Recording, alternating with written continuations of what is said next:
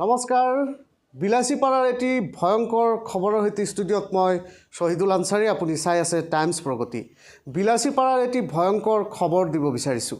বিলাসীপাৰাত সংঘটিত হৈছে এক ভয়ংকৰ মাৰপিটৰ ঘটনা আৰু এই মাৰপিটৰ ঘটনা সংঘটিত হৈছে বিলাসীপাৰা মহকুমাৰ সগুনমাৰী গাঁও পঞ্চায়তত সংঘটিত হৈছে এক ভয়ংকৰ মাৰপিটৰ ঘটনা আৰু জানিব পৰা মতে সগুনমাৰী গাঁও পঞ্চায়তৰ কাম কাজৰ ওপৰত ভিত্তি কৰি সংঘটিত হৈছে এই মাৰপিটৰ ঘটনা। জানিব পৰা মতে সগুনমাৰী গাঁও পঞ্চায়তৰ প্ৰাক্তন কাউন্সিলৰ জাকিৰ হুছেইনে প্ৰাক্তন সভাপতি আতৱাৰ ৰহমানৰ কাম কাজৰ দুৰ্নীতিৰ ওপৰত সংবাদমেলৰ আয়োজন কৰিছিল আৰু এই সংবাদমেল চলাকালীন অৱস্থাত আতৱাৰ ৰহমানৰ কিছুমান বাহিনীয়ে জাকিৰ হুছেইনৰ বাহিনীৰ ওপৰত আক্ৰমণ কৰে আৰু লগে লগে এক ভয়ংকৰ মাৰপিটৰ ঘটনা সংঘটিত হয়। দুটা ফৈদৰ মাজত এক ভয়ংকৰ মাৰপিটৰ ঘটনা সংঘটিত হয় সংবাদমেল চলাকালীন অৱস্থাতেই। জাকিৰ হুছেইনে আতৱাৰ ৰহমানৰ সগুনমাৰী গাঁও পঞ্চায়তৰ কিছুমান কাম কাজৰ দুৰ্নীতিৰ ওপৰত সংবাদমেলৰ আয়োজন কৰে।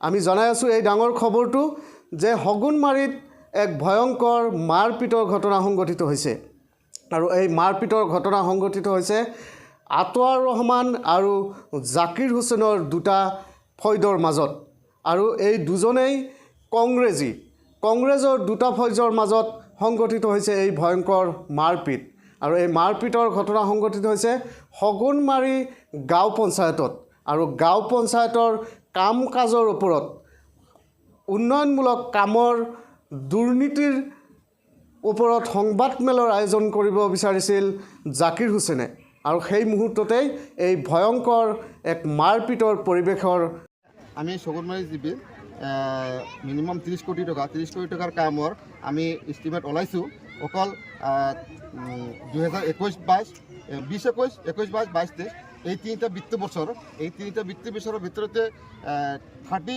crores above টকা আমি এষ্টিমেট ওলাইছোঁ।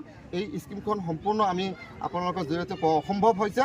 আমি আপোনালোকক সকলো তথ্যখিনি আমি দিম। প্ৰথমতে আমি আমাৰ কদমতলা দ্বিতীয় খণ্ডৰ মোটামুটি 10 কোটি টকাৰ কামৰ এভব কাম কৰিছে, টকা উদ্ধ কৰিছে, কিন্তু 10 কোটি টকাৰ ভিতৰত 50 লাখ টকাৰ কাম আমাৰ হোৱা নাই। এই কামখিনি আমি বিতংভাৱে পুংখানুপুংখিভাৱে আমি ধৰক মানে আজাদ আলী হাউচটো চালামপুৰা মানে হাউচ আমি সম্পূৰ্ণ আমাৰ গাঁৱৰ মানুহ ইয়াত আছে। এই মানুহখিনিৰ জৰিয়তে আপোনালোকৰ জৰিয়তে আমি অসমৰ প্ৰতিজন পঞ্চায়ত বিভাগীয় ঊৰ্ধ্বতন কৰ্তৃপক্ষ আৰু মুখ্যমন্ত্ৰী মহোদয় আৰু পঞ্চায়ত গ্ৰাম উন্নয়ন মন্ত্ৰী মহোদয়ক আমি অৱগত কৰিম, দৃষ্টিগোচৰ কৰিম।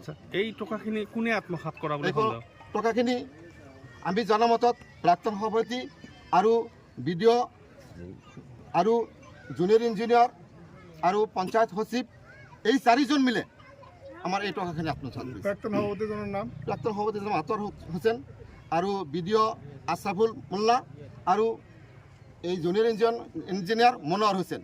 এই মনোৱাৰ হুছেইনৰ যিটো মানে এষ্টিমেট বনোৱাৰ যিটো দুৰ্নীতি এইটো অসমৰ ভিতৰত মানে বোধহয় কোনো ঠাইতে নাই আৰু এইটো এই জুনিয়ৰ ইঞ্জিনিয়াৰ এষ্টিমেট বনাইছে এওঁক মানে অনতিপলমে তেওঁক গ্ৰেপ্তাৰ কৰি মানে জেল হাজত হ'ব লাগে আৰু আমি তথ্যখিনি আমি স্কিমখিনি আপোনালোকক জৰিয়তে আমি দেখাই দি আছোঁ আৰু আপোনালোকে ৰাস্তাবিলাক চাৰ্ভ কৰি লওক।